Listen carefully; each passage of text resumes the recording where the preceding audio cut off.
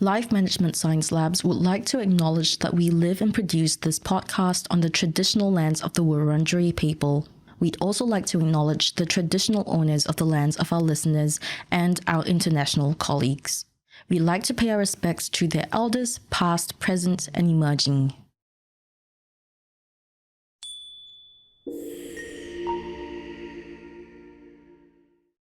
Hi, and welcome to Reloscope, the Relationship Science Insights podcast produced by LMSL, the Life Management Science Labs. We are champions of life management science, providing structured insights informed by science and inspired by practice on key aspects of conscious living. Each week, we bring you scientific and practical insights on each element with the expert knowledge of professionals in the field. I'm Marie Stella, your host from Melbourne, Australia. Let's start the show. Hello, everyone, and welcome back to the show. Today, we will be discussing the topic of love languages, a concept that has spread all over the internet, but perhaps we don't really know much about. Love languages can change across cultures and across our lives, so today, we're here to talk about it with our expert, Sheila Kohler. Sheila is the author of 11 novels, 3 collections of short stories, and a memoir. Her work has been translated widely abroad and has been awarded many prizes, including the O. Henry twice. She has taught creative writing at Princeton since 2007. She was a fellow at the Louis B. Cullman Center for Scholars and Writers and a frequent visiting writer at the American Academy of Rome. She is a writer in residence at the American Library in 2025. Her novel Cracks has been filmed with Jordan Scott and Ridley Scott as directors and was recently reissued by Open Road. Open Road will republish 6 of her early novels in 2025. So, I'm really excited to learn from Sheila in this episode and learn a bit more about love languages. So, welcome to the show, Sheila. Thank you so much for having me. I'm delighted to be here with you. Of course. Well, before we begin diving into our topic, we'd like to get to know you a little bit better. So we're going to start with our segment, Have You Met Sheila? This is a bit of an icebreaker segment where I ask you some questions to get to know you a little bit better. And my first question for you, which I'm sure you're going to have an answer or maybe multiple for, is what is your favorite book? Oh, goodness. Yes. No, that's too hard. So many favorite books, so many favorite books. I mean, I began, of course, I come from South Africa, and we began, when we first went to school, reading the English writers, often women, like Charlotte Bronte and George Eliot and various others, of that time and place. And then after that, of course, I went on to read, the Russians and the French. So I really can't choose one particular book. When we start talking about love, I can give you quite a few examples of the different types of love or the different types of love languages that are portrayed in some different books. But we'll get to that, I'm sure. Yeah, absolutely. Well, that's fantastic. My next question for you is, do you have a movie that you've enjoyed recently? Oh, goodness. So many. I think like many people, with the COVID and that, we spent a lot of time watching movies, right? Not one in particular really stands out. We've just, watched so many old movies, I think. It's been a great source of distraction. Yeah. Yeah, great source of entertainment. So do you listen to podcasts, Sheila? Is there any that stand out to you? Yes, no, I'm afraid I don't. Which is terrible to say in the process of doing one. Although I have, grandchildren who have been working on podcasts and making podcasts, but I don't actually listen to them. That's all right. You're too busy being on them. My next question for you is, do you have a role model? This could be someone in your personal life or it could be a professional role model. Oh, well, that's maybe how I came to be here today, because I wrote a blog for Psychology Today that was about love. And I was actually writing about somebody who I had met when I was a very young woman. She was the same age I was, 19, and she came into my life because I had married and had a baby by then. Mm. And my husband and I went to Verona. We were in Italy visiting, and we left our baby behind.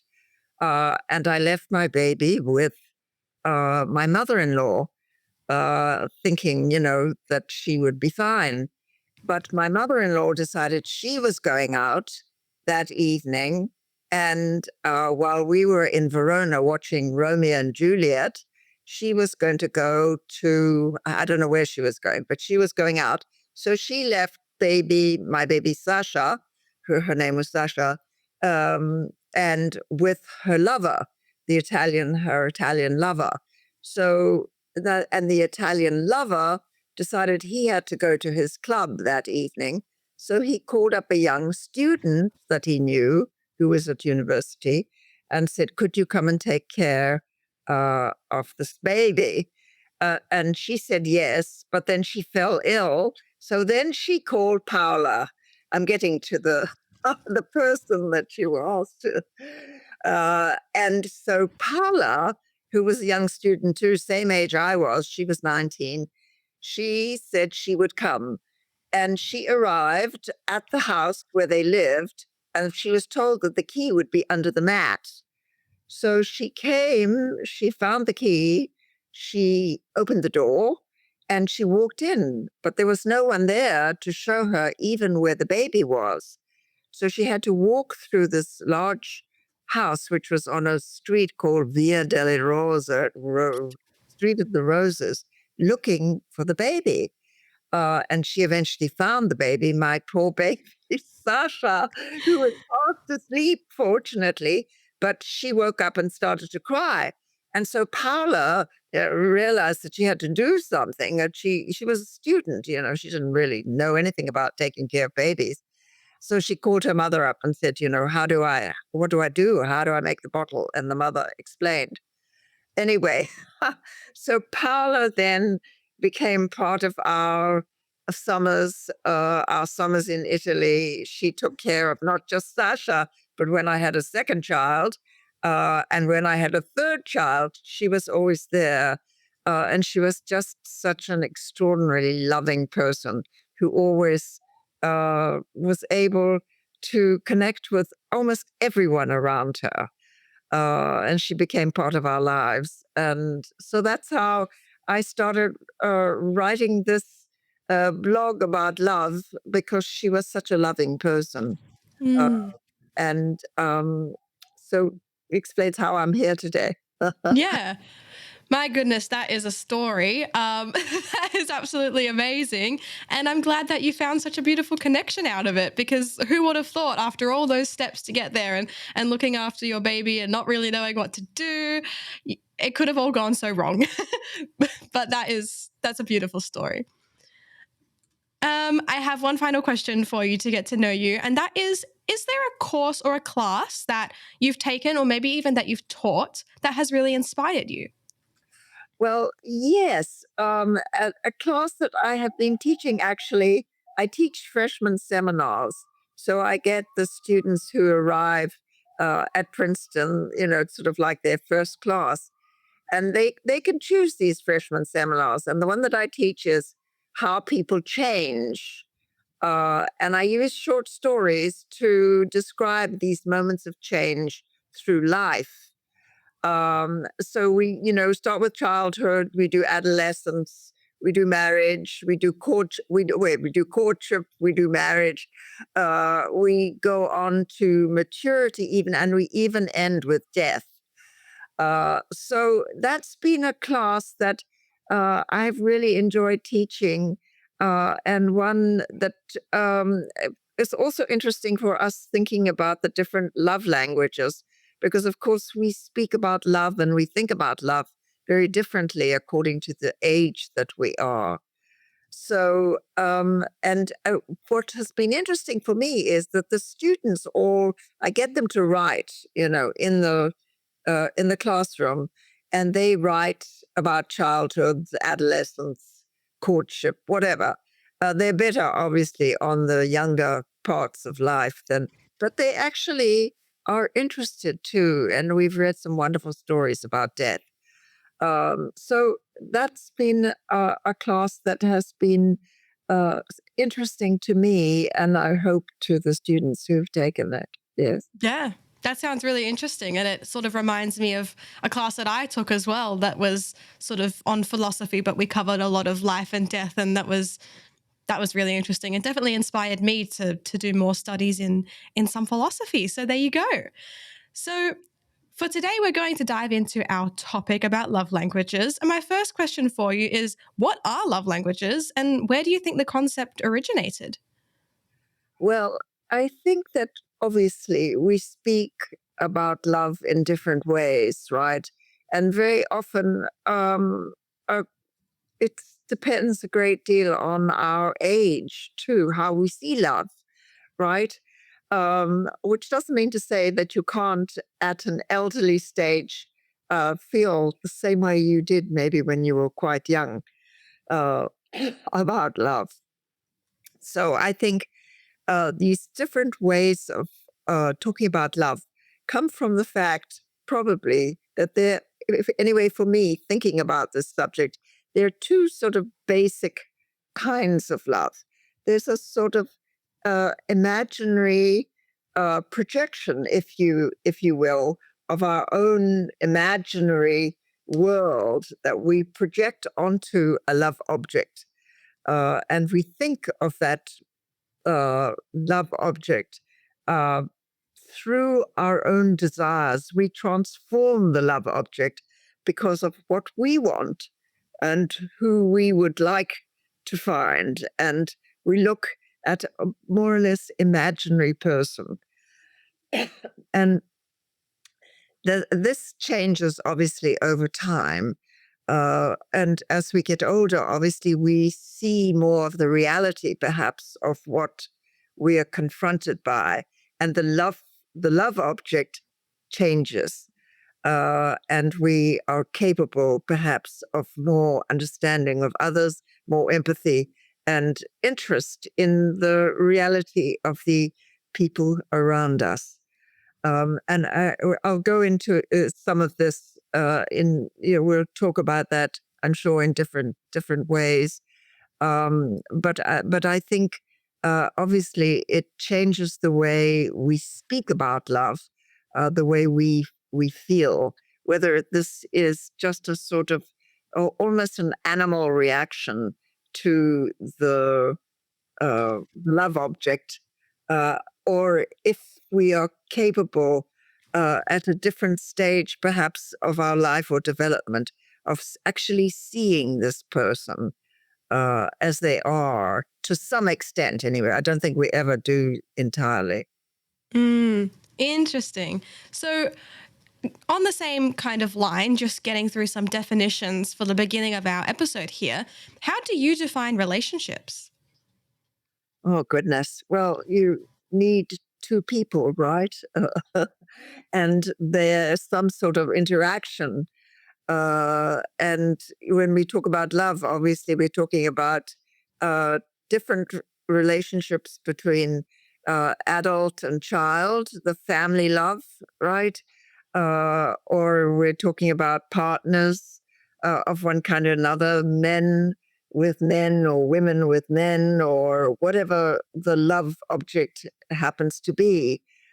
So these are all different types of relationships. They're relationships. There's everything that you can think of when you put two people together, right? What happens? What happens to Mm.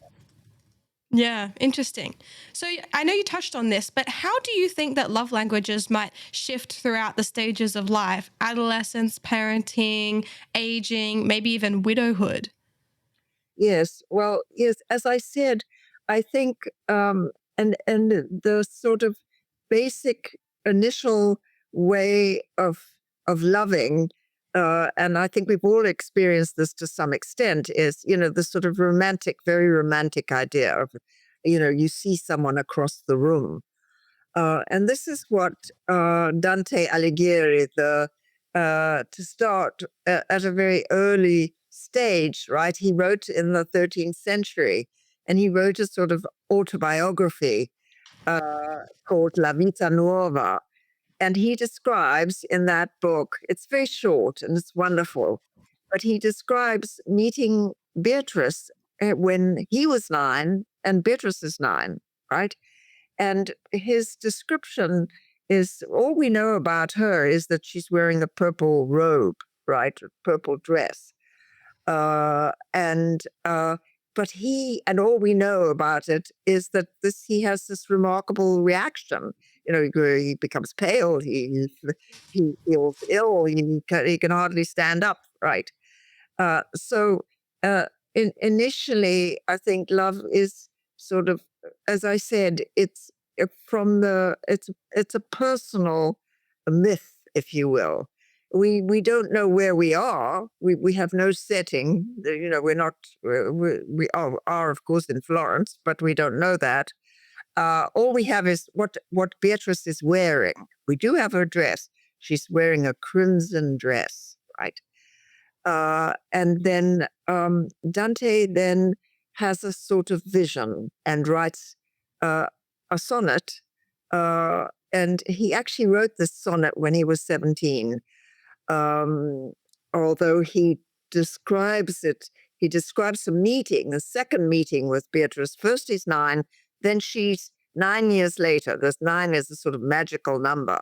So 9 years later, he meets her again, and then he has this vision. And in the vision, he has love, the god of love, carrying Beatrice in his arms. And the god of love is giving Beatrice Dante's heart to eat. And she meekly actually eats his burning heart. And this is the sonnet that he writes, which is really wonderful. You can find it in the Vita Nuova if you're. So this is one sort of expression at an early stage of life of where it's a personal vision. It's nothing to do with Beatrice, really. We don't know. Well, we know who she was. She was Beatrice Portinari, but we know nothing really about her. Or certainly Dante knows nothing about her, or tells us nothing about her. And then, of course, there's the other type of love where later in life, when we are able to express what we feel and what we think, and able to connect, talking about relationships, where there's a real relationship, where you have empathy, you're able to think about the other and get to know the other and use the other too to advance your own life in some way. The other is useful to you to, and of course we have this portrayed in many literary examples, with Pride and Prejudice, for example, and when Elizabeth Bennet first sees Mr. Darcy's estate, right? She's very much in love, right? So what can we get from the other? What actually can we find that will make our life better? So there are these two extremes, it seems to me, with love, that love without a language almost. It's what you see, this beautiful creature who looks so beautiful to you for whatever reason. And then there's a different type. And these can come at, like in adolescence.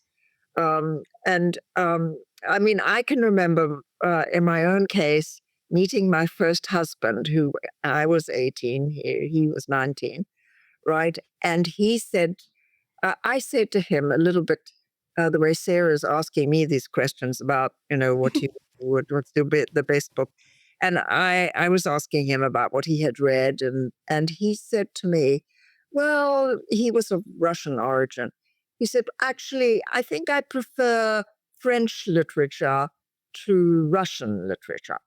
Or maybe he said Russian literature to French literature. And I was just absolutely wowed by this, imagining him reading all those books, because to read all of Russian literature and to read all of French literature and come to this conclusion seemed so that made me I was just wowed.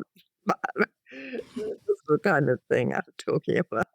Yeah, that is really interesting. And again, you have such an interesting life story to draw on to tell us about these things. And I'm really grateful that, we can really draw on your experience here to learn about, how we might end up feeling about other people or how we can develop our love languages. So, on to this, my next question for you is how might recognizing each other's love languages strengthen a romantic or a familial relationship? Yes. Well, I do think that, it's like reading a book in a way. If you can find something of yourself in the book, it's a great thrill. And certainly when we're talking to somebody, and if we feel attracted to them, and that we find something similar. Again, almost everything I will say here, the opposite is also true. So we're looking for the unknown, something exotic and out of our world. But we're also looking, obviously, for ourselves. We're looking for this mirror too. So we're trying to find somebody who can express perhaps better than us what they're feeling, and then we can connect with that and say, oh, that's how I feel too. I feel just the same way you do. And I think that brings people obviously together and also the opposite, right? That they express something like this example that I gave of my young husband telling me that he preferred, it was not just nonsense. He couldn't possibly have read at 18 everything, all of Russian literature, all of French literature. But I was wowed by it because I was young too. So um, I think it really works in these two different ways. Um, yeah. Yeah, absolutely. And what do you think are some common misconceptions about love languages that maybe you've observed in your life or in literature? Yes. Well, I was thinking too, uh, another wonderful book about love, and I talked about Dante's Vita Nuova, but there's Gabriel Garcia Marquez uh, has written a book um, about love, what he calls love in the time of cholera. So basically, he's putting love and death together, right? Um, and he describes in that book both this young love that I've been talking about here, and then he talks about people who have been together for many, many years, and the kind of fights that, absurd arguments that reoccur. So we come back to the same argument over again. And he has a wonderful scene in that book where the husband can't find the soap in the bathroom, and the wife maintains that she put it in. Bernina, her name is, and he's the Dr. Juvenal Turbino. So these kind of um, quarrels that we have, I think, and they occur in all kinds of love affairs. Or so quarrels are not always bad. I think. I think where there's a clash between two personalities, and you argue perhaps over the most absurd of things that really, the kind of arguments that we have that can reoccur. And I think that too is perhaps, they talk about lovers' quarrels. I think that too is part of the love process and the talking about love. Yeah, absolutely. So, how do you think that a cultural context might shape love languages? For example, you're from South Africa. Did you notice differences in expressions between, South African love languages, or then, you've talked about your first husband, and what about in American culture? Yes, yes, absolutely. I think that's very important. So it's a great question. And I do think that obviously we are shaped by the cultures that we come from. And there are some, you think of the Italians, for example, as being very romantic, perhaps, but they're actually quite practical people. So they speak about, and this is my Paula that I think back on. She was actually quite practical. I remember having this discussion with her where I said, well, we were only away for one night, in Verona. We left our baby. She said, no, no, no. You were away for much more than that. You were away 3 or 4 days. Oh, I don't know. Of course, I'd completely forgotten that. So I think there are different, and there's that too, the Italians, if you say to them, how are you? They'll say, "Oh, well, my arm hurts," or this is bad. Because it's not just this. Why do people? We were taught with sort of Anglo-Saxon training. You have stiff upper lip, right? So everything is fine, everything is wonderful. You you always say, "Oh, it's a beautiful day, isn't it marvelous?" Whereas the Italian says, oh, and the reason why they do it, apparently, so I was told, was so that the person won't put the evil eye. That they won't. If they had said everything is perfect in my life, then the person might be jealous and would. Uh, so there are all kinds of extraordinary, different ways of. Some of us who express ourselves are more reserved in certain circumstances, perhaps, and others who would speak up and speak out. And sometimes I think it's better not to try to even say it. It's Mm, better just to use a gesture, perhaps, or whatever you in love anyway. Because sometimes yeah. spell it out, you can wreck it. Absolutely. So, what about in your writing? Have you explored themes such as habits or exercises that characters have done to sort of navigate their love language or their emotional needs in a relationship? Well, when you write, you have characters that are based to some extent. Let's be frank. Are based to some extent on life, right? You start perhaps with somebody that you know, or a line that you heard, or whatever, and then on the page they take on a form of their own. So they become, they speak to you. If you're lucky, it's actually coming from your unconscious mind, right? And you say, "My gosh, how did I write that? How did I say that?"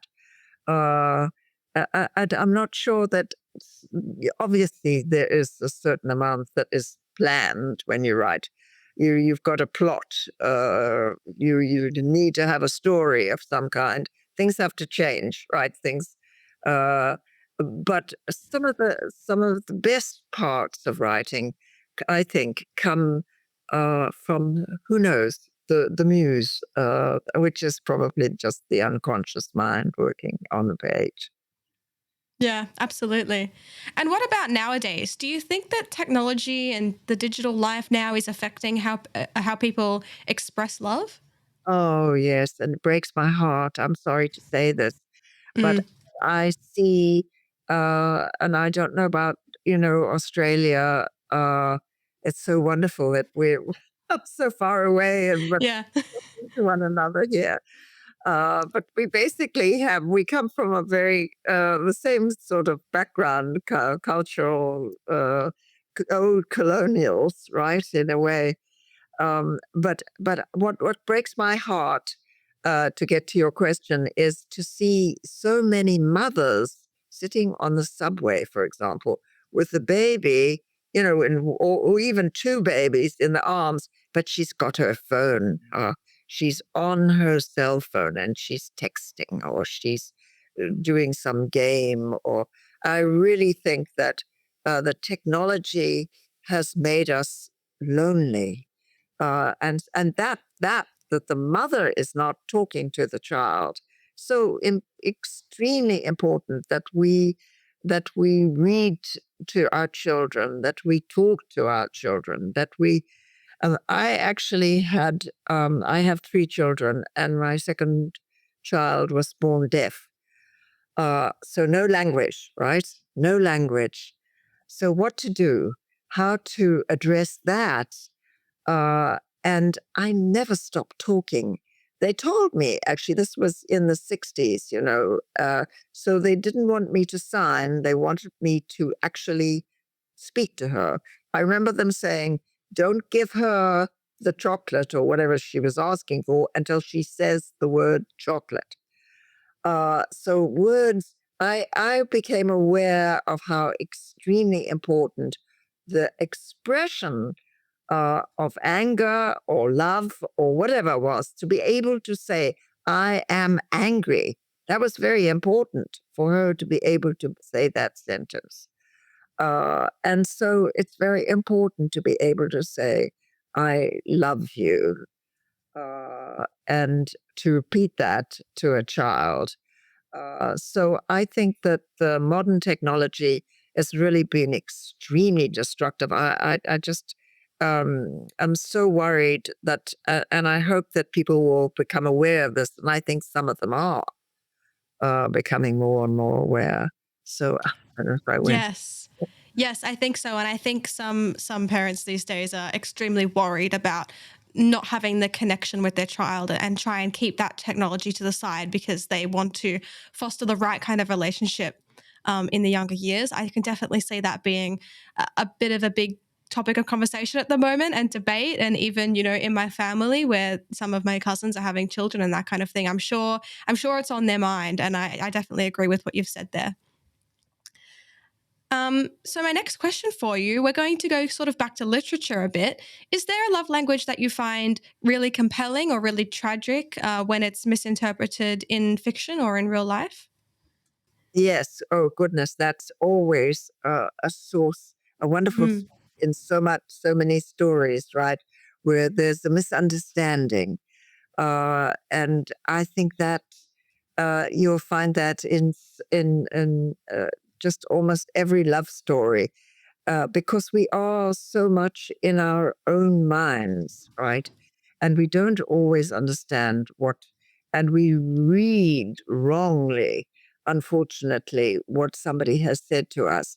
We're often too oversensitive, or, it used to be, in some ways, that's another role of technology. We can now pick up the phone, right? The cell phone, and so find out where the other person is or what they're doing, or so that in literature, that letter that was put under the door, and not found, you can't use that device anymore, because you do have the cell phone. But there's another whole problem with that, as I was saying.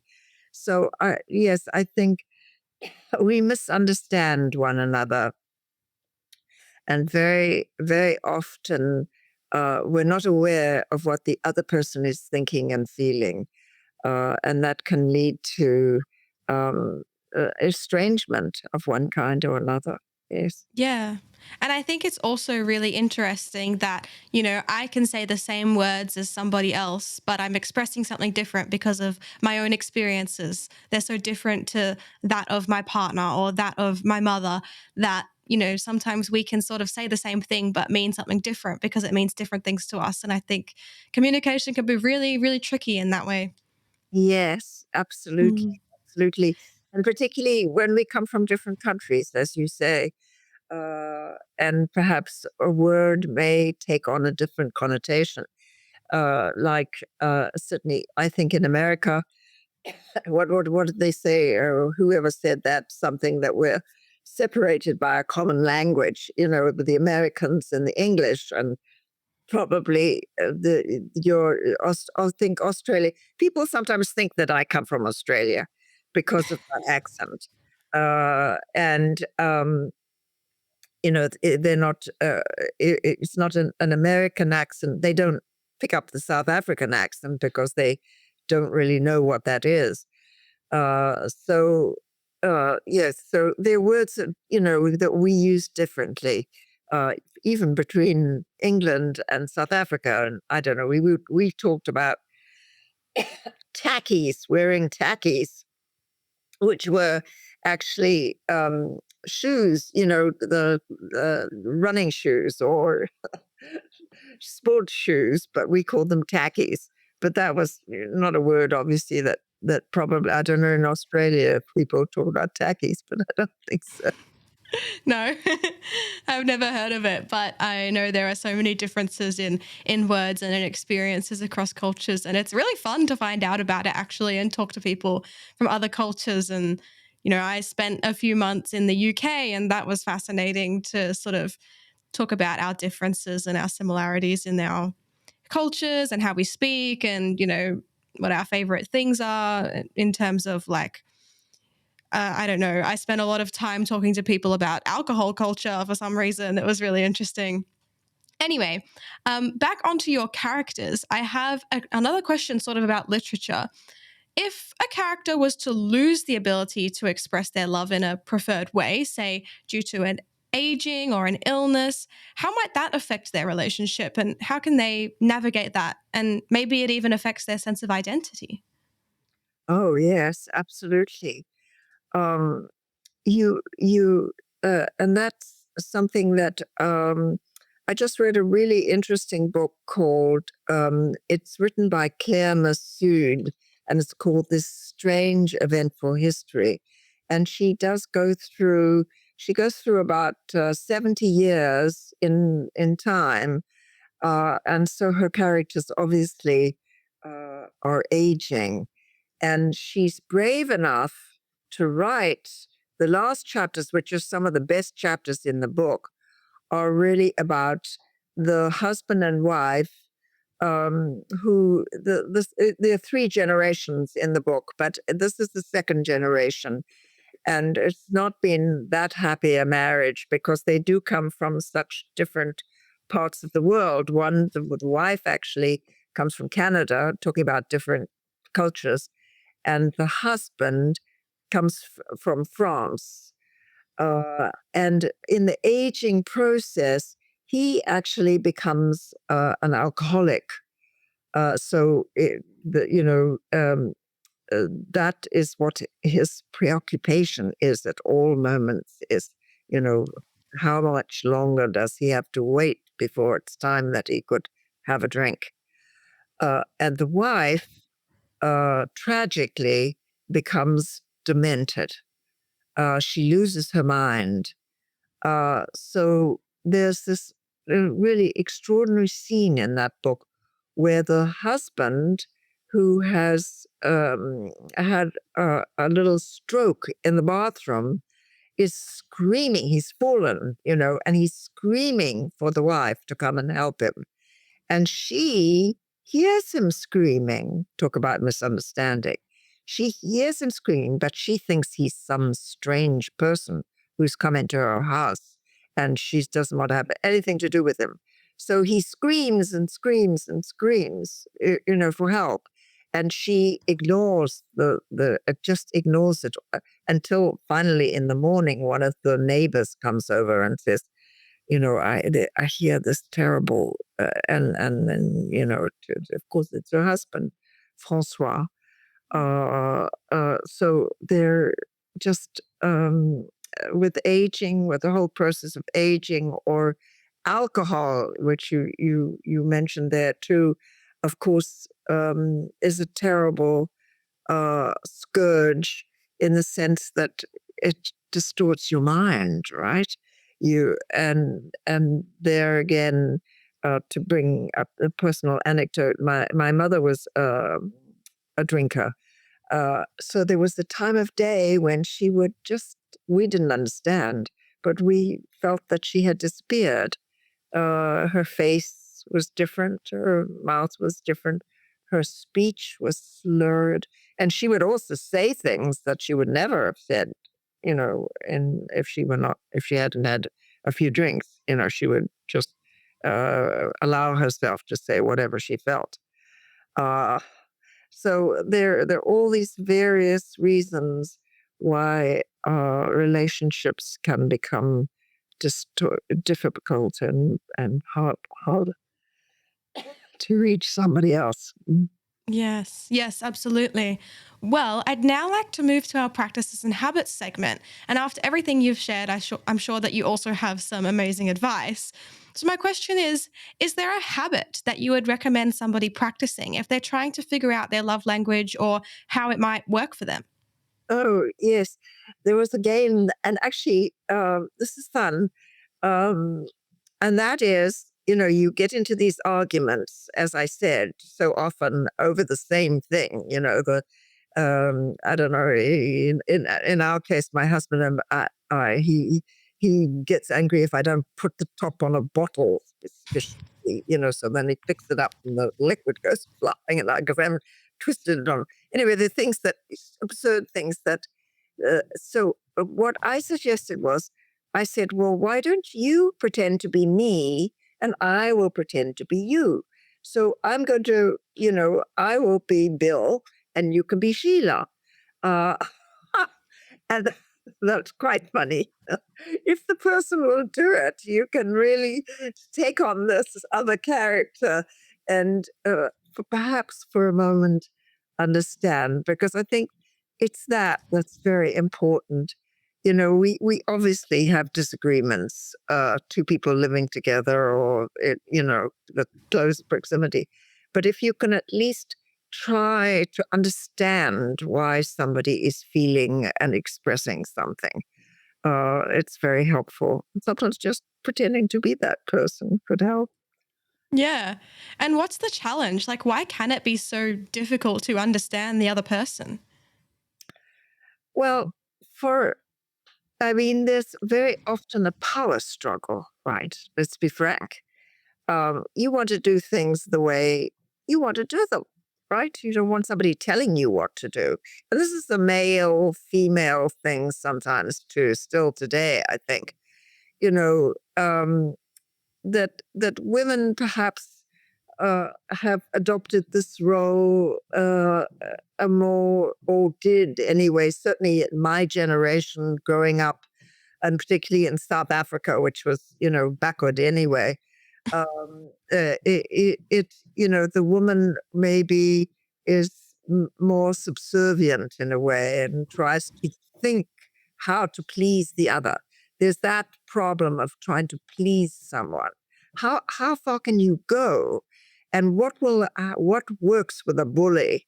I mean, this is something that I've tried to write about um, in actually for Psychology Today. It doesn't help to placate a bully. And we see this politically too. I don't want to get into any of that, but it doesn't work. And so you're just going to make things worse by always giving in, which doesn't mean to say that at some point after a quarrel, you can uh, tender the olive branch, right? You can try to say something that will uh, bring the quarrel to the end, make a joke. Jokes are good, right? If you have that ability to be a little playful, but to placate and to always do what somebody else wants you to do is not a very good idea. It's better just to shut the door at that point if you can't actually confront the person. Um, I think yes. Yeah, interesting. Well, I love that you've shared so much advice and expertise with us and recommended so many books as well. And we're now coming to our open mic segment, which is really your chance to share anything that you're passionate about. It doesn't have to be related to the topic, but I can see that you are passionate about it. So obviously it can be. So if there's anything that you would like to share with the audience now, the floor is yours. Oh, thank you. Well, yes, I would love to share a little bit my own work with you, particularly as in the last reading group that I did a series of love stories. So I started with the Vita Nuova, the Dante book that I spoke of earlier. And then I went from there. And this is interesting to those of people who are mostly listening in Australia, right? I took my fellow countryman, John Coetzee, who lives now in Australia, and he has written his version of La Vita Nuova, and it's called The Pole, Pole. In other words, the Polish man, but of course it has other connotations. Anyway, so he's written this, but his version of La Vita Nuova, which obviously La Vita Nuova was written from Dante's point of view, he writes this from Beatrice's point of view. So he takes the woman's point of view. So interesting. And she is rather a practical, down-to-earth lady who keeps Witold, who is the Polish pianist. He, thinks that he's madly in love with Beatrice, and she keeps saying, "What nonsense! What nonsense! You don't know me. How could you possibly be in love with me?" And it's wonderful. But the third book that I did do and that I have here with me is called Love Child. And this is, I wrote, and I used the story that my mother told us when we were 12 or 14. You stopped me when I've gone over. No, you keep going. Anyway, in Love Child, I used the story that my mother told us when I was 12 and my sister was 14. And she said, "I want to tell you something, girls. I've never told you this, but I think I should tell you because in case somebody else does. So that's why I'm going to tell you." She said, "I was married before I married your father." And we said, "What? But why didn't you tell us?" What? She said, "Well, what happened was I was only 17 and I fell in love with this man who I met when I went to pick up my father. My grandfather worked in a diamond. He was a diamond sorter. They looked through the diamonds. This was Kimberley, South Africa. Anyway, she went to the office to pick him up, and there was this man who I call Isaac, who was there sorting diamonds with his very fine hands and handsome face, or so she thought. Anyway, so she met him. They met like that kind of instinctive love at first sight, if you will. And he was Jewish, and she was Anglican. And she knew her father would never allow her to marry him. And he knew that his parents would not allow him as a Jew to marry somebody who wasn't. So they decided to elope. So they did a real elopement where she climbs out the window, goes down, and he borrows a car and they drive all the way to Kimberley. And for some reason went to stay with these 3 old aunts who were spinsters. In those days, they would call them old maids. And I think my mother probably thought that, she'd always been their favorite niece. She was very pretty, too. She always told me, "You're not bad, but you'll never be as beautiful as I was." Anyway, I think she must have been really beautiful. Anyway, so they went and they got married. But then the old aunts, rather than help her, called up the parents and said, they've got, well, we don't know what to do. They're married. So they married, and the father came and the mother and obliged her, my mother, who she was called Bill, actually, so the marriage was annulled. And that's what my mother told us. And it was only years later that I found out that she then spent 9 months living with her aunts on her own. So I presume there must have been a love child. And that's the book that I wrote then. And I won't tell you more than that. Mm. But okay. Wow. I can see why you've written a book about it. That story is just like unbelievable that that's actually happened, and so interesting that, there's a bit of mystery involved, and the difference in religion. It's just so interesting to hear about those kind of things and how they can be barriers. So thank you for sharing that story, and thank you for joining us today. We do need to conclude our episode now, but if our listeners want to find out more about you and your work, where should they go? Well, go to Penguin. Penguin has published the last 6 of my books. So go to Amazon if looking for books, or if you have a small store, which I recommend too. You can get all my work is in print. All the 15 books that I've published.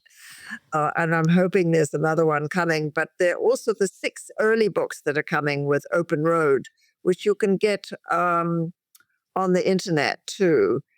So that if you don't want to actually buy the hard copy, you can get it on the internet. But those are coming this year.